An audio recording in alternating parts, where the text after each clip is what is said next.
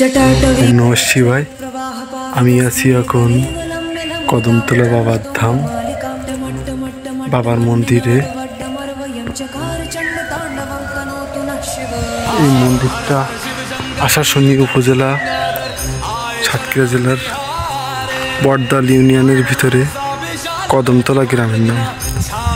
মন্দিরটা দেখছেন এরকম, কিন্তু এই মন্দিরটার অনেক রহস্যময় ইতিহাস। এখানে আছে অনেক বড় এরিয়া, মন্দিরের অনেক দূর ওই সাইডে আছে। আমি কিছু দেখাচ্ছি আপনাদের, অনেক রহস্যময় মন্দির। এখানে নাগমাতা স্বয়ং বসবাস করে। বাবা ভোলানাথের আশীর্বাদে অনেক ভক্তবৃন্দর আগমন হয় চৈত্র মাসে। এখানে সম্পূর্ণ ব্লক থাকে, অনেক গাছ দেখছেন তারপরেও।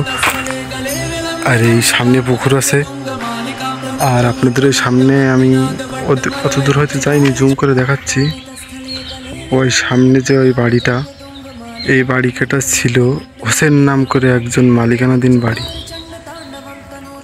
ওখানে সামনেও পুকুর আছে এবং অনেক রহস্যময় জায়গা। গাটা ছমছম করার মতন নিরিবিলি পরিবেশে আসলে আমি এখন আসি। আমি এর ভিতরে কারো দেখছি না। এরিয়ায় দেখে একটা মা ওখানে কাজ করছে আছে সামনে। আর এই মন্দিরের সামনে চৈত্র